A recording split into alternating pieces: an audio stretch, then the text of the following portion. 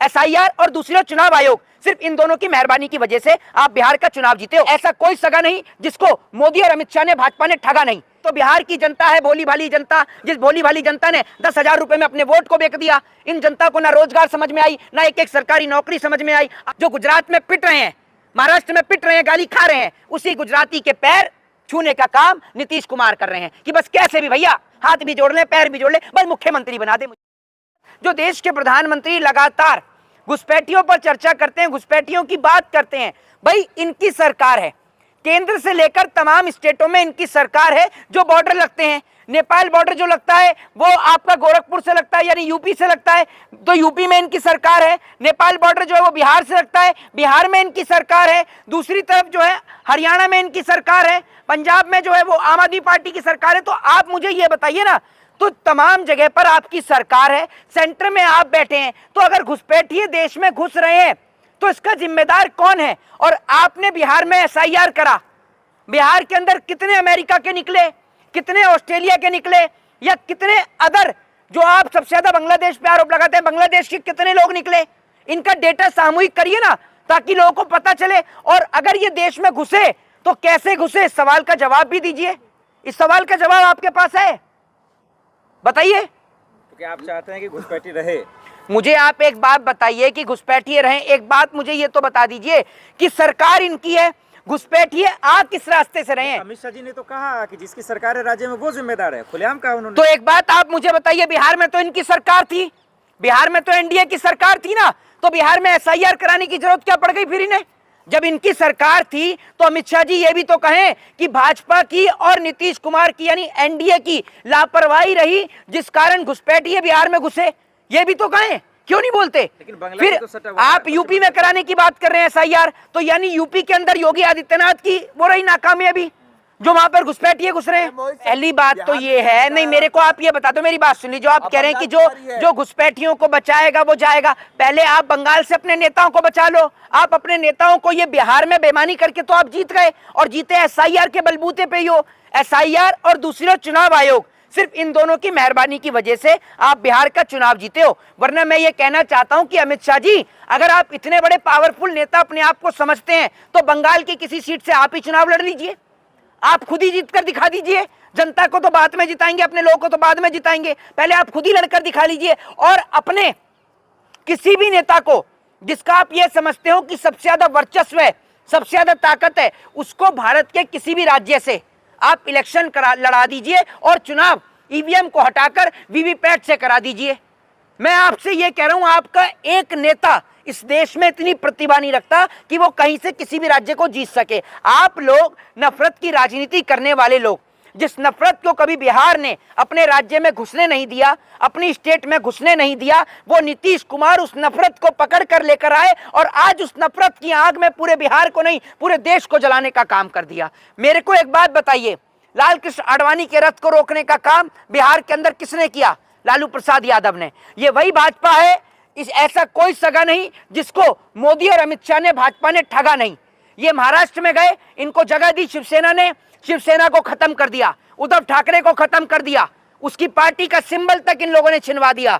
नीतीश कुमार इनको लेकर आए और अब नीतीश कुमार के हाथ से गृह मंत्रालय भी छीन लिया और एक ऐसे व्यक्ति को दिया है जो खुद अपना नाम बदलता है, जिसके ऊपर कई मुकदमे चल रहे हैं। ऐसे व्यक्ति के हाथ में अब गृह मंत्रालय चला गया है और कोई गलती भी नहीं है।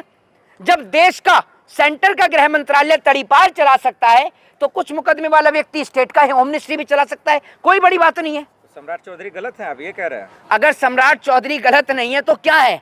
सम्राट चौधरी को आप क्या समझते हैं? संत साधु महात्मा समझते हैं?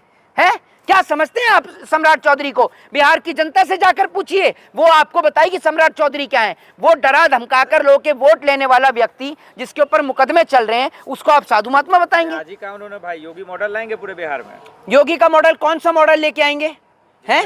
गुंडे अपराधी थर थर कांपेंगे। तो अगर गुंडे अपराधी थर थर कांपेंगे, ये बताओ आप मुझे, आप बिहार को सुनते पढ़ते हैं? जी।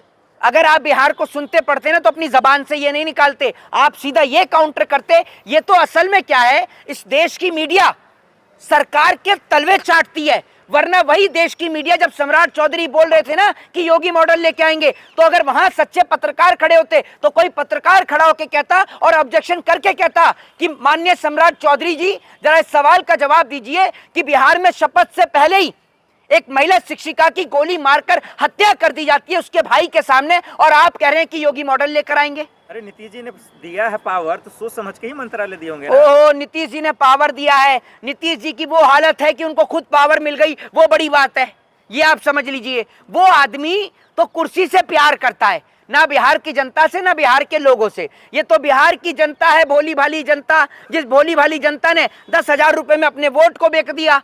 इन जनता को ना रोजगार समझ में आई, ना एक एक सरकारी नौकरी समझ में आई। अब ये पूछ रहे हैं कि वो सरकारी नौकरी कहां से देते। अरे भाई, रेगुलर मस्ट्रोल पर मनरेगा में दे सकते थे, उसमें क्या होता कि उसमें 6,000 रुपए उनको वैसे मिलते सरकार की तरफ से और 6,000 रुपए अपनी तरफ से दे देती सरकार, तो हो गए ना। दूसरी बात यह है कि उनको बिहार की जनता को समझ में ही नहीं आया, बिहार की जनता समझ ही नहीं पाई। 10,000 रुपए में अपने वोट को बेच दिया, अपने बच्चों के भविष्य को बेच दिया। मतलब मोहित शर्मा, आप मानते हो कि बिहार में जो है वोटों की चोरी हुई है, खरीदा गया है 10-10? अरे भाई, आप मुझे एक बात बताओ, मैं मानता क्या है, हम तो तब से चिल्ला रहे हैं जब मध्य प्रदेश के अंदर ऑपरेशन लोटस के तहत बनी बनाई कांग्रेस की सरकार को गिराया गया। इन्होंने उसके बाद महाराष्ट्र के अंदर शिवसेना को 2 भाग में डिवाइड किया, इधर एकनाथ शिंदे को हटाया और उधर उद्धव ठाकरे को अलग किया। ये जहां भी इलेक्शन नहीं जीतते वहां ये खरीद फरोख्त का धंधा चलाते हैं। भाई आप मुझे ये बताओ ना, प्रधानमंत्री जो भाजपा चिल्ला रही है कि मोदी को इतना प्यार करते हैं, इतना प्यार करते हैं, तो बहुमत क्यों नहीं लेके आ पाए आप लोकसभा में? क्यों नहीं लेके आ पाए? इस सवाल का जवाब दीजिए ना। अगर आप इतना ही मोदी को जनता प्यार कर रही थी तो लोकसभा में बहुमत लेके आते। और आज भी ये सरकार 2 पैरों पर टिकी पड़ी है, ये याद रखिएगा। 4 में से कुर्सी में से 4 पाए 2 उधार के हैं, जिनमें से एक चंद्रबाबू नायडू को तो दूसरा नीतीश कुमार का है। लेकिन इस देश के पॉलिटिशियन करप्टेड हैं, करप्शन खोर हैं, चंदा चोर हैं और चोर हैं, ये आप समझिए। इसलिए किसी नेता में दम नहीं है कि इनसे अपना समर्थन वापस ले सकें। वरना वो चंद्रबाबू नायडू जिनको मुसलमानों ने जिताया, जिनको हिंदुओं ने जिताया, सिख ने जिताया, ईसाइयों ने जिताया, पूरे सभी लोगों ने उनको जिताया, वही चंद्रबाबू नायडू अगर बीजेपी की गोद में जाके बैठ जाएं तो किस पर आदमी भरोसा करे? बताइए आप मुझे। नीतीश जी से मंत्रालय लिया गया या छीना गया? पहली बात तो ये है, सिर्फ नीतीश को जो है ना, उसको कुर्सी दे दो मुख्यमंत्री की और उसे कुछ नहीं चाहिए। अब वो अपने लड़के के लिए जगह तराश रहा है कैसे भी कर कि अब मेरे लड़के को भी कुछ मिल जाए। तो जनता ने ठेका नहीं ले रखा कि पहले आपको मुख्यमंत्री बनाए रखें। आप जैसे पलटू कुमार को, आपको देखकर तो गिरगिट भी अपना रास्ता बदल लेता होगा, क्योंकि इतने रंग तो गिरगिट भी नहीं बदलता जितने रंग आप बदलना चाहते हैं मुख्यमंत्री महोदय। आप तो इतने रंग बदलते हैं, इतने रंग बदलते हैं कि ऐसी कोई पार्टी नहीं छोड़ी आपने जिसके साथ आप नहीं जाते। वो तो आज सुन लीजिए, वो तो गृह मंत्रालय इन्होंने इसलिए छोड़ दिया, ये छोड़ते थोड़ी। ये आदमी अपने बच्चों से, बिहार की जनता से ज्यादा प्यार अपनी कुर्सी से करता है।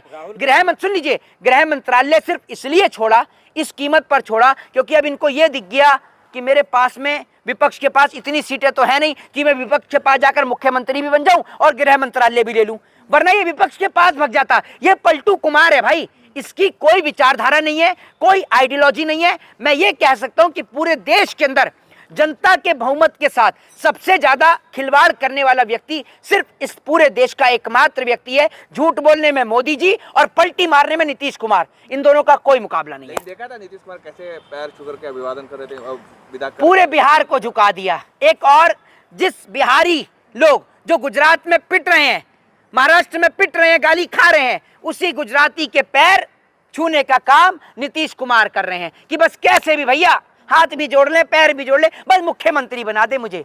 यही काम ये लोग कर रहे हैं। और क्या कर रहे हैं? पूरे बिहार का सर झुका दिया उसके पैर छूकर। बताइए ना आप मुझे, वो है कौन जिसके पैर छुएंगे? बताइए आप मुझे। हैं? तो प्रधानमंत्री हैं तो प्रधानमंत्री के पैर छुएंगे? ये कहां लिखा है कि प्रधानमंत्री के पैर छुएंगे? क्यों छुएंगे प्रधानमंत्री के पैर? किस लिए छुएंगे? प्रधानमंत्री, सुन लीजिए, प्रधानमंत्री कोई डिग्री नहीं है, कोई एग्जाम निकाल के क्वालिफिकेशन लेकर कोई वो बनानी है प्रधानमंत्री कि कह रहे हैं प्रधानमंत्री। प्रधानमंत्री से ज्यादा आईएएस और आईपीएस की वैल्यू है। ये तो इस देश का दुर्भाग्य है कि एक पढ़ा लिखा व्यक्ति, एक आईएएस आईपीएस ब्यूरोक्रेट इन जैसे लोगों को साथ देता है। अच्छा मोहित शर्मा, एक सवाल ये है कि प्रशांत किशोर कह रहे हैं कि अगर इसी तरीके से रेवड़ियां बटेंगी 10,000 रुपए तो वोट खरीदा जाएगा, फिर तो विपक्ष जीत ही नहीं पाएगा, सत्ता पार्टी हारी। भाई प्रशांत किशोर ने आवाज उठाई पलायन के ऊपर। प्रशांत किशोर ने पलायन का जिक्र किया, बिहार के लोगों को बिहार के अंदर रोकने का जिक्र किया। मुझे बड़ा दुख हुआ कि उस व्यक्ति की एक भी सीट नहीं निकली। वो व्यक्ति जिसने अपना करोड़ों रुपया दांव पर लगा दिया, बिहार की जनता के लिए आवाज उठाई, लोगों के लिए लड़ा, वो लोगों के लिए मुद्दों पर लड़ा, शिक्षा के लिए लड़ा। उनके candidate well educate, well qualified उनके कैंडिडेट्स, बिहार की जनता को रास ही नहीं आए। जय हिंद, जय संविधान।